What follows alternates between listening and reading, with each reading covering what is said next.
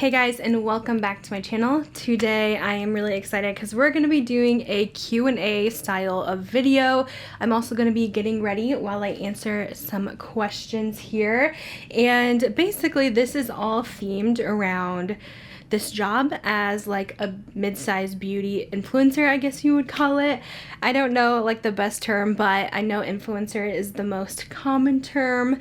And this is actually inspired by Ali Dawson's videos. I was watching, she has a couple of these that she's done where she asks questions about what it's like to be a micro influencer, and I really enjoyed it. I thought it was really interesting to get kind of a peek inside what the life of a content creator influencer is like, if it is something that you would like. So I just asked over on my community tab if you guys had any questions, and I got quite a few, so I have a feeling this video is going to be pretty long. And I'm just going to go ahead and answer them while I do my makeup. I'm probably not going to talk much about the makeup products. This is mostly just answering the questions, but I will do some close-ups of the products I am using today. So I think the first thing that people want to know is like, how do you get started? And I feel like I always get this question so many times in my DMs and everything, like how do I go about starting a channel? What do I need to get started? And my best advice is really, you just have to go for it. I know it's such simple advice, but truly, you will never know until you try. There's no way I feel like you can prepare for it. You just have to do it and see if it's something that you enjoy. I don't think you need to start off with like all the best equipment and stuff like that. I think you can do with what you have, making it work. If you're using your phone or something like that, I've definitely done like especially vlog videos on my iPhone. iPhones are getting really good these days. Making sure you have good lighting, so maybe filming in the daytime in front of a window or something if you don't have studio lights or anything like that. But you know, just do it, go for it. To go along with that, how do you get the courage to do it and how do you overcome any fears?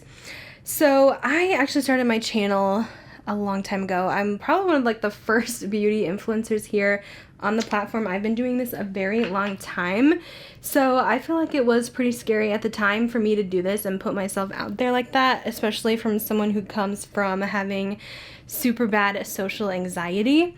It was definitely kind of nerve-wracking, but I've always felt a little bit more comfortable with online things. Like I always had a bunch of different games I played online, like let's say Neopets, I played Habbo Hotel and stuff like that. So I'm really comfortable in the online world, but I feel like I have social anxiety in the outside world, you know? But that's kind of why I got into it, and I started watching, I was looking for a review or like how-to on how to scrunch your hair. If you guys remember scrunching your hair back in the day when you would have it wet and just like put some gel in it, and I came up with Blair Fowler's video. So Elle and Blair were like the OG beauty gurus back in the day. And that's kind of how I found it. I started watching a couple of her other videos. I would be recommended some other things, and I was like, this is really fun. I would like to share the things that I like, and I love to shop. I love to share what I bought, and I really do enjoy makeup. I was in cosmetology school at the time, so I was really in that fun like beauty space already. So the first video I actually uploaded, it's not on my channel anymore because I used to be so embarrassing back in the day. And you'll get over that too. You'll have your embarrassing moments at first, but you'll grow and realize and become more confident in who you are. But I decided I wanted to make my first video, and I was really into nail polish at the time. So I went to a couple different stores, and I just bought a bunch of nail polish because I wanted to update my nail polish collection, and I just filmed a haul of what I bought. So one of the first hauls, I guess you could say, I've been hauling since 2011 and that was the first thing I did. And then I kind of got into going to Sephora, and MAC was super popular. I did a lot of MAC hauls and stuff like that. I didn't really think I was great at doing makeup, so I just enjoyed showing the things I love. Also really got into Lush videos and Bath & Body Works videos all the way back then as well. That's kind of how I started with it. You know, just go ahead and share the things that you love. People always love to see that. Little shop with me videos are pretty popular. Obviously haul videos are really easy to start with. Of course, you don't have to go out and buy a bunch of stuff for sure, unless you're already doing that and you just really enjoy trying new things. But there's tons of things you can do. I would say, like, starting out, I would say tutorials aren't always the best thing because I just don't feel like they get enough views. But I don't know, people are just interested in seeing what people like. You can see what is kind of trending in the beauty space, or even if you don't want to do beauty, vlogs are always huge, especially like family vlogs, or even just if it's just you and your husband, or just you even, just like your daily routine. People love that stuff. So that's always an easy thing to start, and you can totally do those from your phone for sure. As far as gaining confidence and stuff like that and not being scared, I can't lie, I was definitely really scared about people finding my channel. I did not want anyone that I knew in like real life to know about my channel. It's just something I wanted to do secretly, just because I was really afraid of what people would think and what people would say. But eventually, like once my channel started gaining traction, I didn't feel ashamed about it anymore. I felt really proud of it. And you should never feel ashamed of it, especially nowadays. Everyone is doing this. Like, everyone is already taking pictures for Instagram, showing what they like on their stories, TikToks, all of that. Like, everyone is doing this now. So it's really not as big of a deal as I think as it was. It wasn't, like, people aren't really gonna think that you're weird for doing it. And I think people would actually think it's really cool, and you can build something that you're super proud of. So really just don't care about what others think. Just focus on you and what makes you happy. If you enjoy it and it seems like something you want to try, go for it. Because if you don't try, you will never know. And you know, maybe you won't enjoy it, and that's okay too. So hopefully that kind of answered those questions regarding like how I started and how you can kind of start up your channel as well.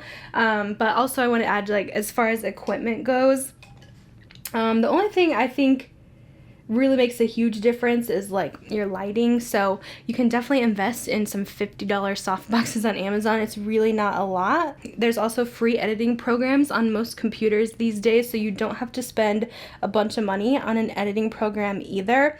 And editing is something you might have to practice to kind of get the hang of.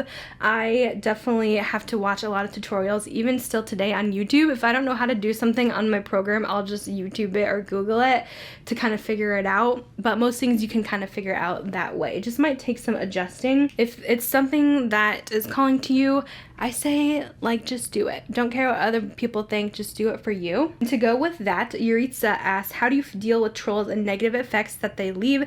That's something that scares me about being an influencer. So honestly, don't be afraid of trolls. Yes, they can be vicious and they can sometimes ruin your day at times, but honestly, you're gonna have way more positive than negative, and you kind of just have to have that mindset and switch your mindset from like having negative thoughts to positive. I struggle with it a lot, like, don't get me wrong. It's really hard for me to kind of not dwell on some mean comments that someone says, but maybe one person might have something mean to say, but maybe you'll have 100 other positive comments. So try to look at those and pay attention to that and not just the negative, which I know it's hard, but you kind of have to adapt and gain a thick skin to be on this platform, putting yourself out there. But truly, I really don't get a lot of hate comments, to be honest. I really don't. And while sometimes it's hard, when I get a comment, I really want to clap back and just like defend myself. I'm very defensive. I'm trying not to be that way because I know the best response is just to ignore it, and they won't really get anything out of it that way because they want to see your reaction. I'm really bad sometimes, and I do like to respond, and maybe after that I kind of want to get my sentence in, and then I'll probably block them if it's just something that was really unnecessary. The only ones that I feel like that really hurt is when it's something that you can't really change.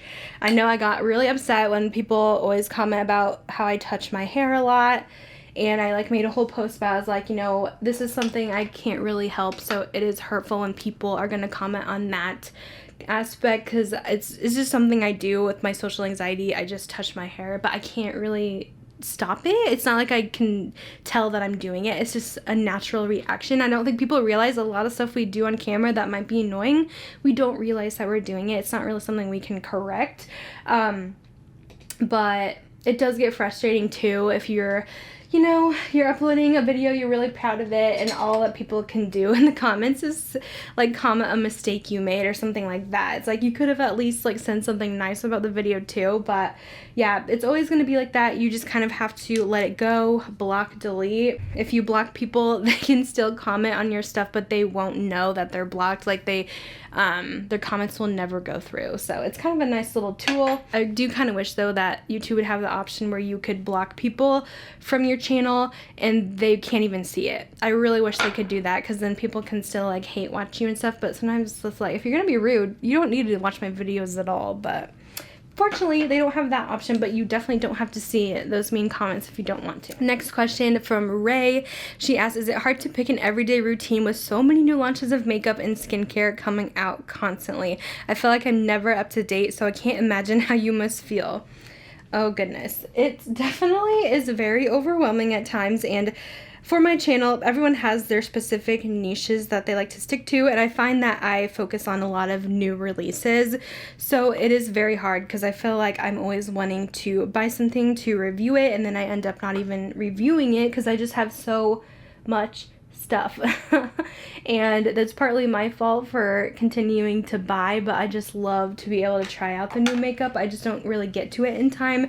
And with reviews, you kind of have to be on it. Like, you have to be fast to upload it, or else nobody really watches it after it's been a few weeks, unfortunately. At least for my channel, I found that I have to be pretty quick. So yeah, a lot of stuff, it takes me a while to use up.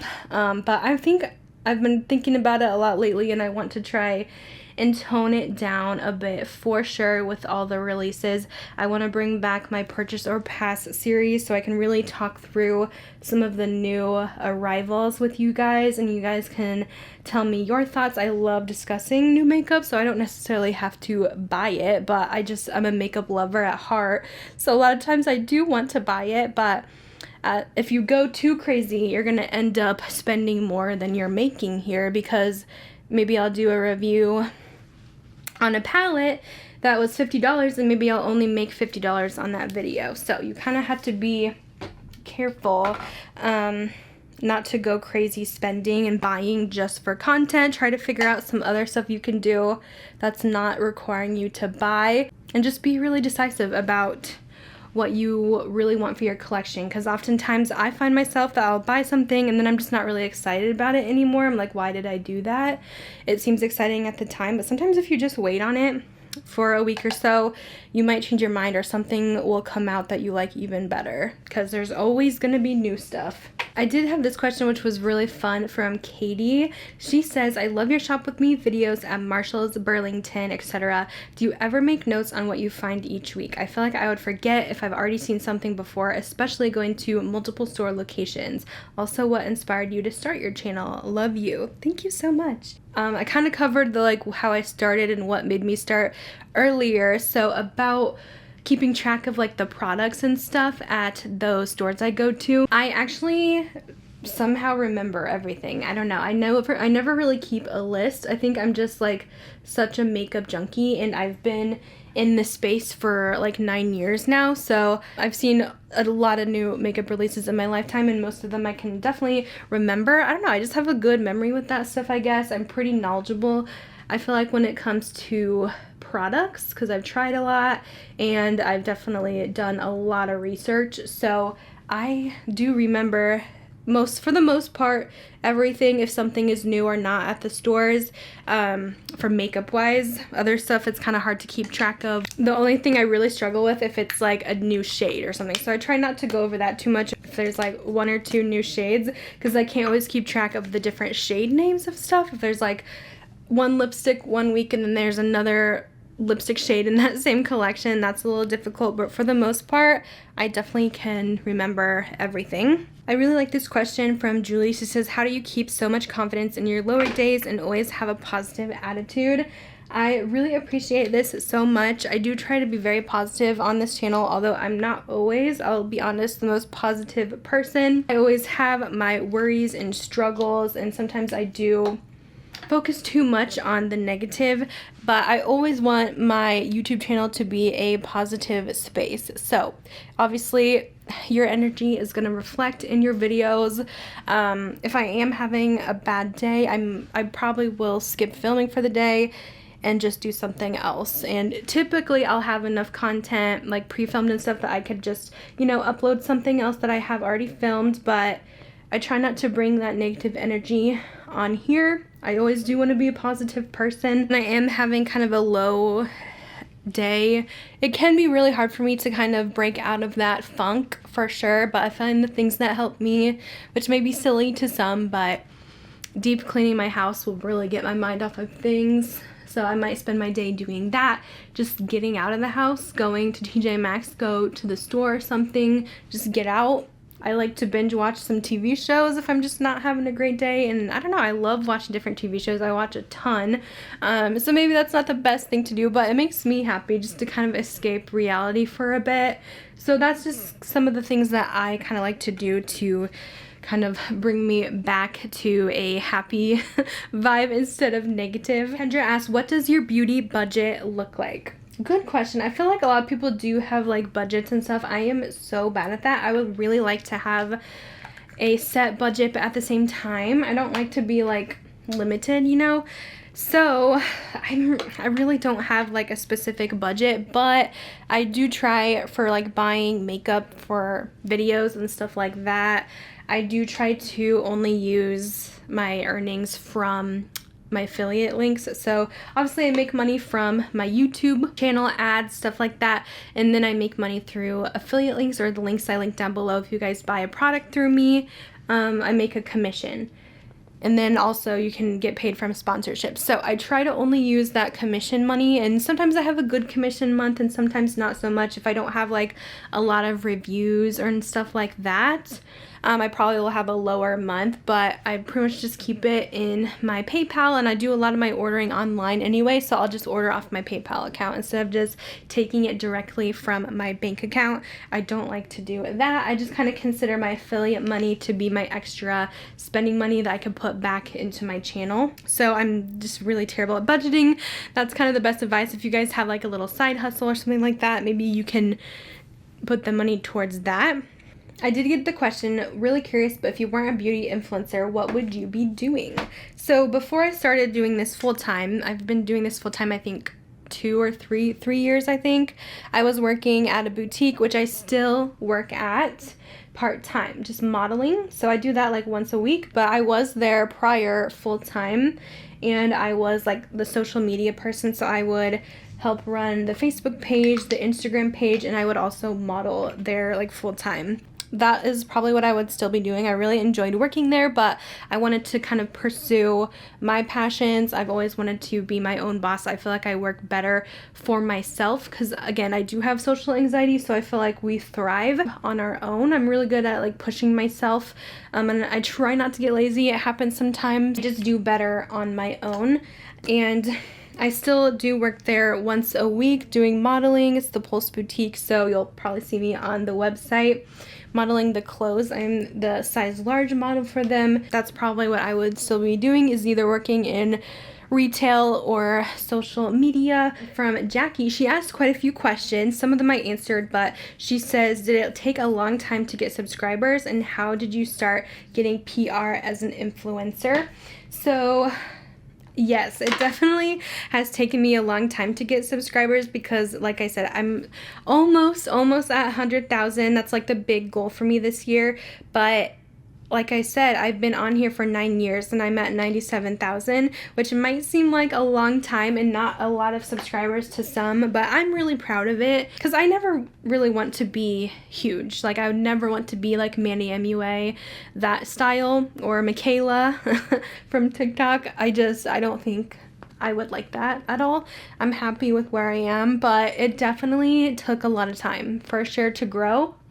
And that can be frustrating because I think a lot of people get into this and they think it's going to be really fast because they do see people blow up pretty quickly here and there, but trust me, that's very rare. Like it might seem like it's a lot, but if you think about it and how many people are on here, it's very rare to grow so quickly and have like 100,000 or 1 million subscribers overnight. So I try not to let that stuff get to me.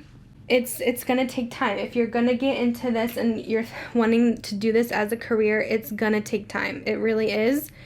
So, you know, just you really have to push yourself to get there. And honestly, I started growing a lot more once I uploaded more frequently. So if you're seriously thinking about this, you're still maybe working full time, I would seriously dedicate a lot of your free time to uploading and creating content if you can. I know it's hard. I had to make sacrifices for sure, but I think I was like working full time. I was doing Vlogmas, so I was uploading every single day. It was hard, but you have to make sacrifices sometimes to pursue your dreams. And I think once I started uploading at least 5 videos a week is when I really noticed growth, because you'll have some of those videos that might take off a bit more and some, you know, might not do well at all, and you're just going to have that balance. But to really grow, I think you need to upload very consistently. I've also heard that if you stick to like one topic, one niche, you grow faster.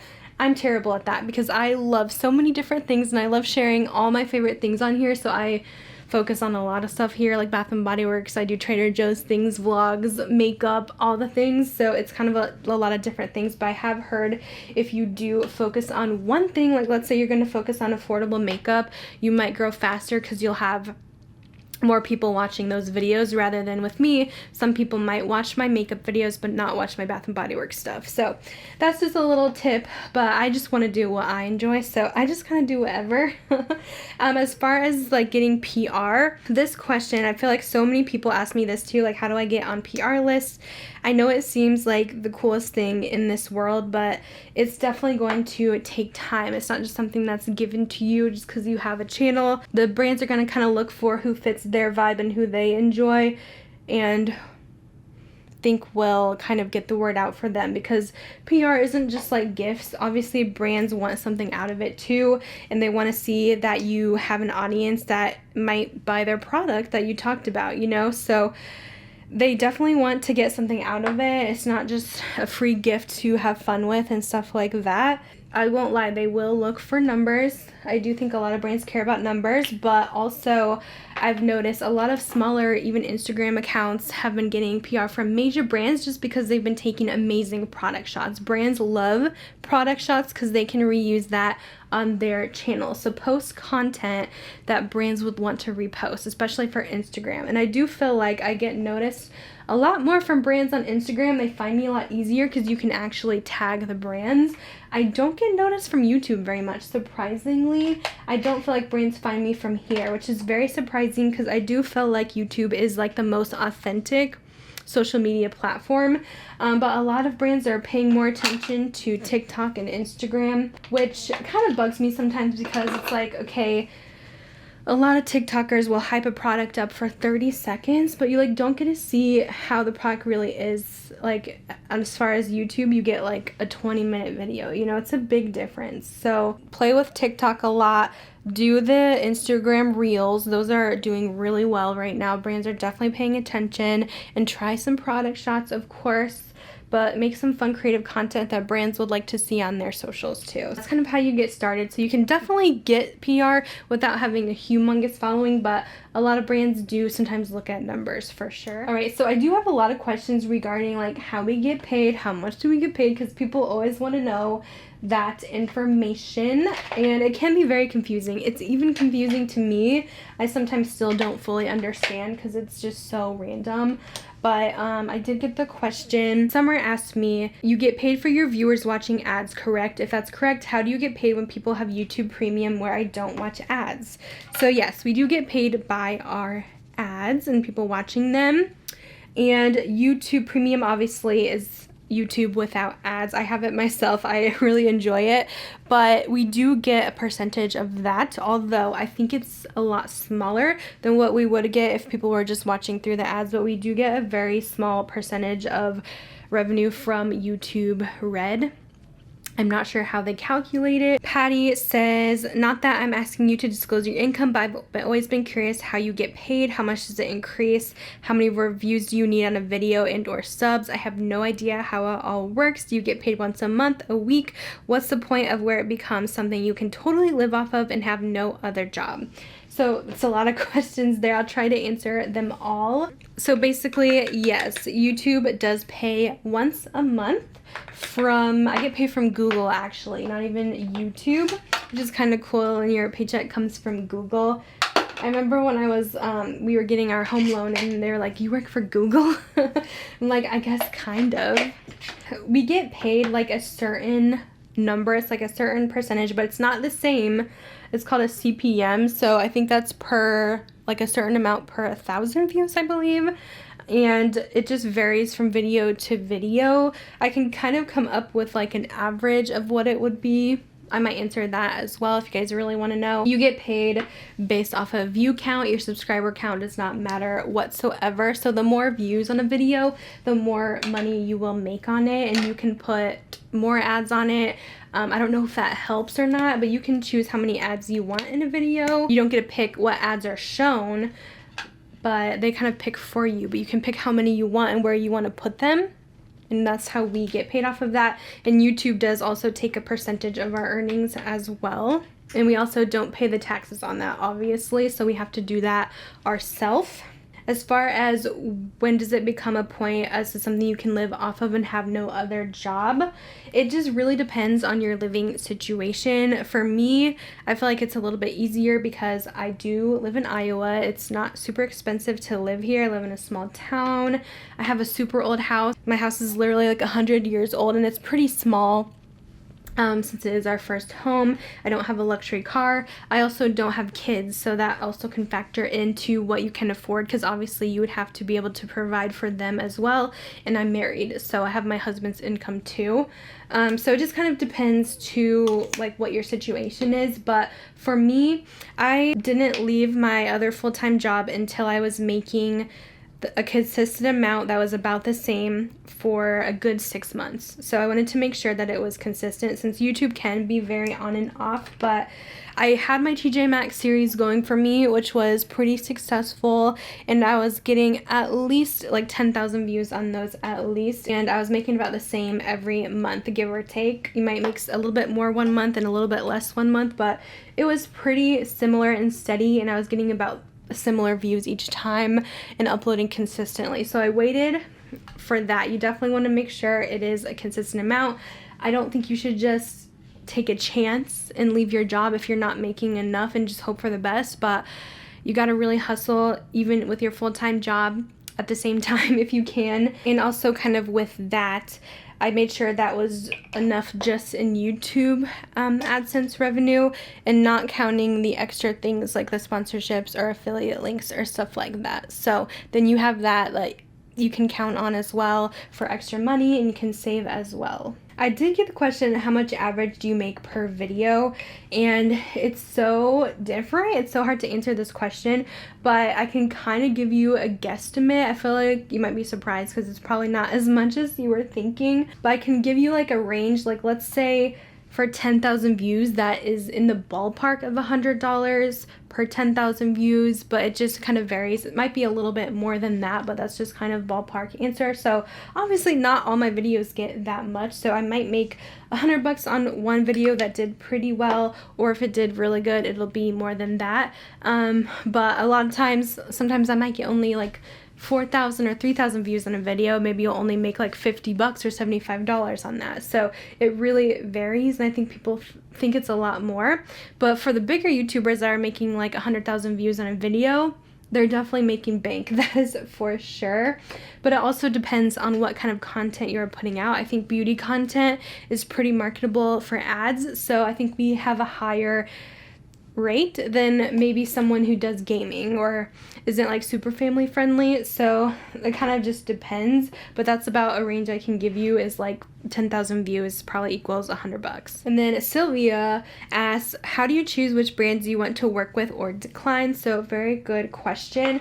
If we're talking about, like, let's say sponsorships, then I try to be very picky about those. I don't like to do them too often on my channel, but sometimes I'll have like 3 a month or 4 a month. But since I upload so many videos, I don't think it's a huge deal if maybe 3 of your 30 videos a month or 3 of your 25 videos a month are sponsored. But I don't like it when people have a sponsored video like every other video. That can be a little bit much, but I do only do sponsorships for brands that I am familiar with. I don't want to try anything super new because I don't know what it's going to be like or what are their reviews are. How are they like with their customers, you know? Is it a reputable product? So I don't really do a whole lot of new stuff, mostly just brands I am familiar with and enjoy. So I take a lot less than you guys may think for how many emails I get, and for the most random companies, like random Amazon companies that have like a toothbrush they want you to review. Like, sorry, I'm not gonna do an entire dedicated review on a toothbrush, you know? So I try to be picky in that way, and I have some great brands that I get to work with consistently, like let's say Ana Luisa, FabFitFun, Dossier, some amazing brands that I get to partner with quite frequently, which is nice. And then I'll have some new ones here and there. Maybe someone wants to do something for Instagram, but I have different rates that I give for different things. Like, I would charge the most for a dedicated YouTube video, but I never really do dedicated sponsorship videos. I don't really like it. It doesn't seem authentic to me, so I try to only do a 2 to 3 minute mention so I can kind of incorporate it into my video, but still talk about other things I enjoy and not just one thing. And then I thought this was a good question to kind of tie in with this by Rachel. She says, what is something brands do that drives you nuts? What is your favorite brand to work with? Like being kind and generous to influencers. So this is a really interesting question because it's like a totally different world with working with brands as an influencer than like a consumer or a customer. So it's kind of hard to, I guess, understand because I don't want to seem like I am ungrateful by any means. So that's why I don't really talk about it. But some brands definitely treat, I don't know, smaller or mid-sized content creators like garbage. That's for sure. Things that brands do that really annoy me as doing this as my job is, number one, when the brand reaches out to you and they have this whole list of things they want, like let's say they want an Instagram post, a YouTube dedicated video, or an Instagram story all in one that they want you to do in exchange for a free product. And it's just like, okay, so you want me to do all of this work, this is my job, in exchange for a free product, which might seem cool, and it is kind of cool at first when you're getting started, and there's nothing wrong with accepting a free product if it is something that you really are loving, and maybe you'll get a chance later down the road to work with that specific brand. But for the most part, if brands have a whole list of things they want from me, I'm gonna charge. I think these days it's hard because a lot of smaller influencers are taking this free product and doing all of this content for brands, which they shouldn't be doing, because brands do have budgets. Beauty brands make a lot of money because they have a really high like profit margin, and they should pay for your work. So I just get frustrated with that because I know these brands do have a budget, and it's not right to ask for work basically in exchange for a product, which, I don't know, might be worth like $30 or so. I don't know. Also, I really get annoyed with brands that don't treat influencers the same. Like, I understand, like, I'm not going to be treated the same from a brand if someone has 1 million followers over me, but just even in general, as a mid-sized influencer, I don't get treated the same as some other people, for sure, in the space. And for instance, what I'm talking about is like a brand might have a separate PR list for like their favorite people, and then the secondary PR list for just the smaller content creators. I oftentimes end up on the smaller list, which is fine. I might get like a product from a brand every 6 months, while like the people on the major list might get every single launch. So that obviously helps them out because they can make content and reviews for that stuff. So that can be really frustrating and hurtful because, again, it just makes you think, like, why am I not good enough, you know? I'll go ahead and tell you a situation I had with the brand Sigma. We'll spill some tea here just because they really upset me. And I just feel like I was treated really shitty, honestly. But I used to be an affiliate with them, where it means you just have a code. People can shop through your code and you'll make a commission. And all of a sudden they're just like, oh, like, we're going to be changing our affiliate program. So we're shutting down this current affiliate program for now, and we will reach out later with further details of what's to come. So I was like, oh, okay, that's fine. I was never like on their PR list or anything like that. I always thought it was interesting that I saw people my size getting PR from them, but then I would only get product in exchange for a post. But other people were just like randomly getting it in the mail, all like the new collections. So I know they always treated me differently, that's for sure. I waited and waited, and I never got this email with what's to come about the affiliate program. And I noticed that people still had affiliate codes with Sigma, and it didn't seem like it was going anywhere. So then I reached out and I was like, hey, like, do you have any updates about this? I would love to still be a part of your affiliate program. Never heard back. Followed up again like a month or two later, still never heard back. They completely are ignoring my emails at this point, which is like, okay, I guess you had a problem with me is the issue. But that was just a little bit frustrating to me, and I actually got rid of like all my Sigma brushes after that because I'm like, that's not okay. And while it might seem kind of petty to some, it's hurtful. Like, I can't lie that didn't hurt me, because again, it just makes me feel less than. And you kind of in this space just have to accept that some brands are gonna like some people, but they're not always gonna like you or everyone. But you'll have other opportunities come your way for sure. So definitely keep that in mind. Another thing that drives me crazy when working with brands is that you will give them the content right away on the date that they ask, but then they take forever to actually give you the payment. Like, you might wait up to 3 months to get paid for something you did. Like, it's kind of insane how long it takes. Some brands will like blatantly ignore you even if you have a contract that states you need to be paid within 2 weeks. They'll just blatantly ignore you for like months, and then you kind of have to keep following up and following up. It's like, we shouldn't have to do that. The brands get so upset if you are like 1 day late on a posting, but then they take forever to pay you. It drives me up the wall, because it's like you're expecting that if it's in your budget, you're expecting what you're going to make for the month, and then it just takes forever to get a hold of them. Marika asks, do you ever feel anxious about the inconsistencies of being an influencer? I feel like sometimes I do, but I try not to get too upset about it. It can be very inconsistent, but I do find with my content, I can usually expect a certain amount. And since I do upload so frequently, I know I'm going to get a certain amount of views, and that will mean a certain amount of money. And I know people are always like, well, what are you going to do like when YouTube is gone? But I feel like it's going to be around for a while. Anything online and social is going to be here, and I'll probably find something else, I guess, in this field. But I don't see YouTube going anywhere anytime soon. But it is sometimes scary because I see some of like really top influencers that don't really get a whole lot of views now. I'm sure everything has kind of changed for them, but you just have to remember, like, nothing in life is guaranteed.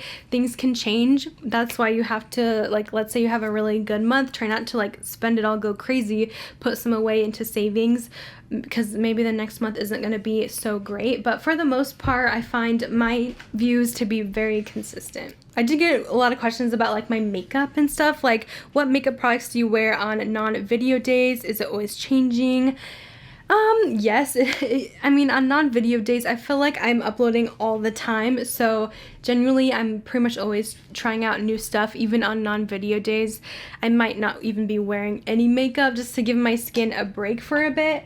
So either, like when I'm running errands and stuff, it's either no makeup or I have a very light fresh face, like skin tint, maybe mascara, probably not any eyeshadow, stuff like that. So very natural, but for the most part, I do change up my makeup pretty frequently. I will say for photo shoots though with Pulse, I do tend to use a lot of the same products. I have like my full glam favorites, so I'll always use like my top favorite products for that, like my full coverage foundation, my favorite bronzer, blush.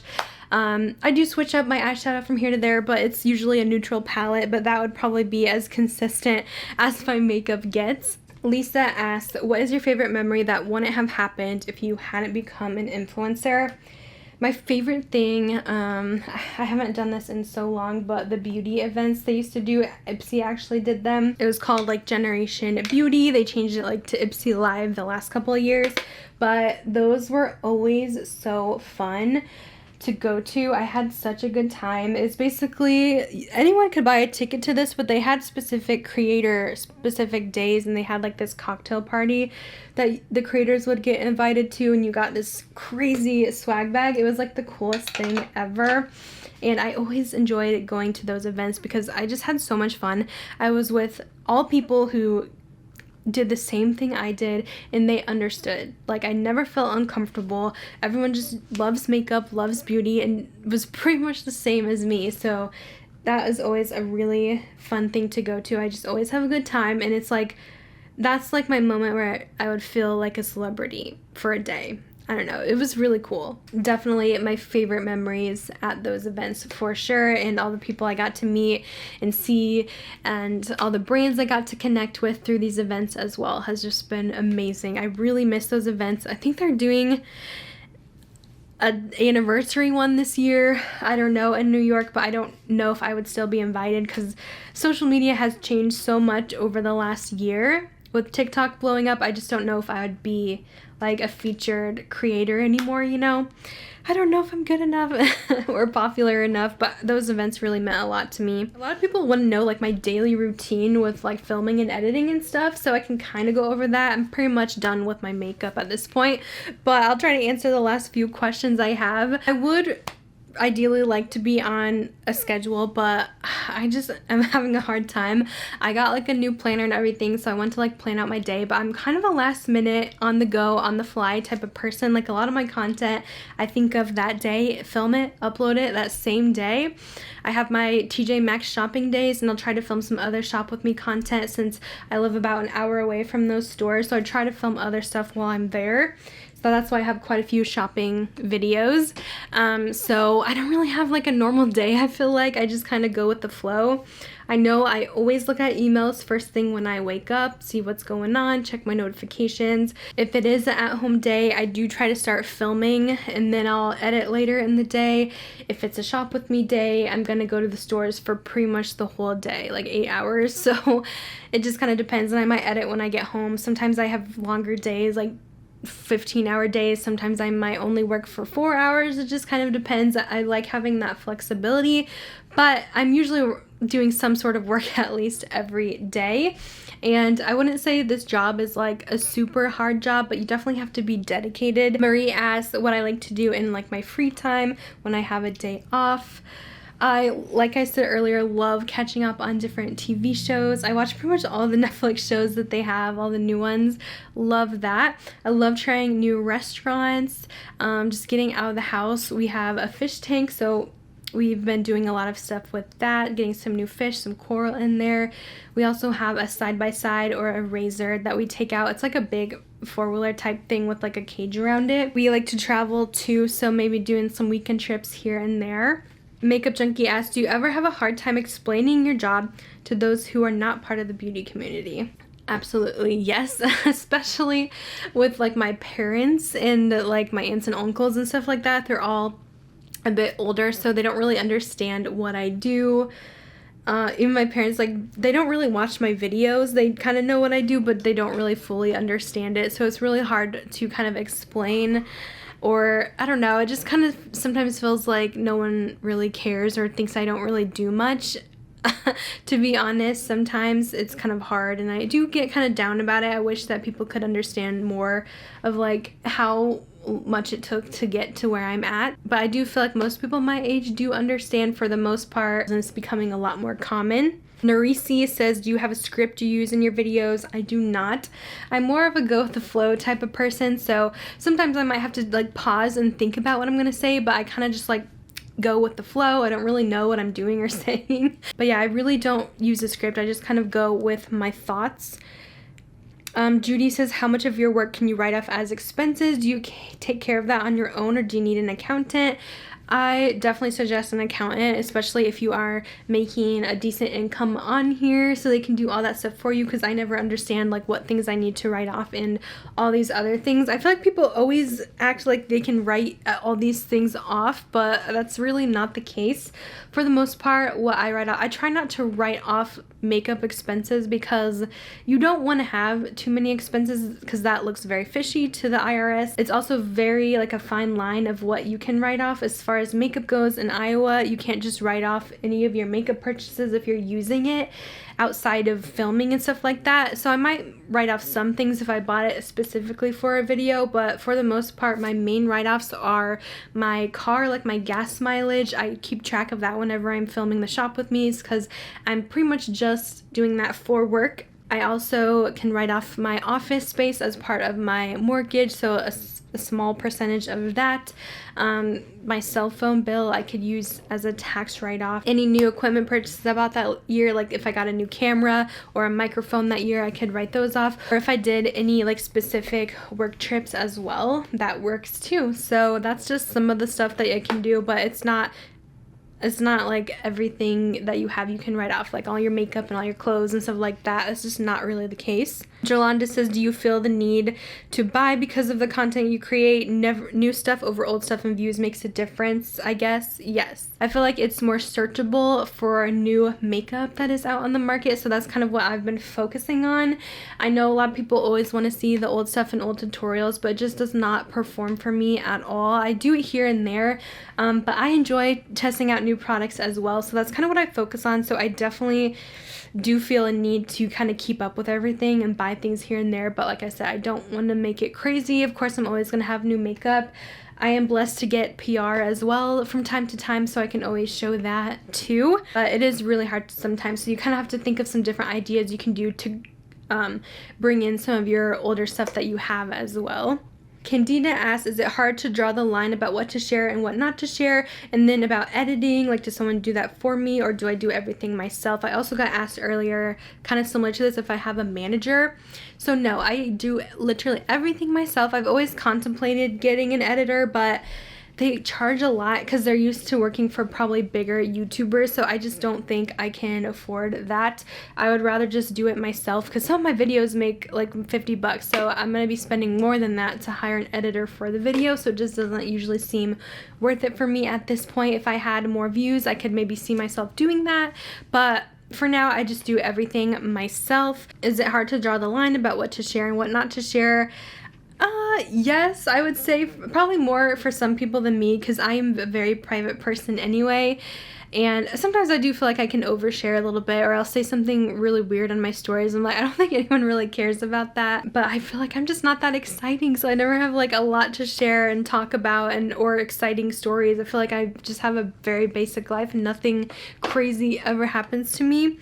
So I can see that though, like if people do overshare, it does kind of lead to more criticism, or opening up to more criticism. I've noticed when I did in the past some weekly vlogs, I would get a lot more kind of rude comments or dislikes on stuff. People kind of just feel like they know everything you do from like a 15-minute video, and that's not the case at all. So I can definitely see that oversharing can become a problem, but you still want to have that connection with your subscribers as well. And then the last questions I'm going to answer are from Victoria, and she says, if one was thinking about creating a beauty channel, what are the necessary steps to get your channel started and getting set up to get monetized once your channel reaches its potential? I know you do have to have a certain amount of watch hours before you can actually get monetized here on YouTube, so I think the best way is to kind of I don't know, make like a little intro video about yourself, about your channel and stuff like that,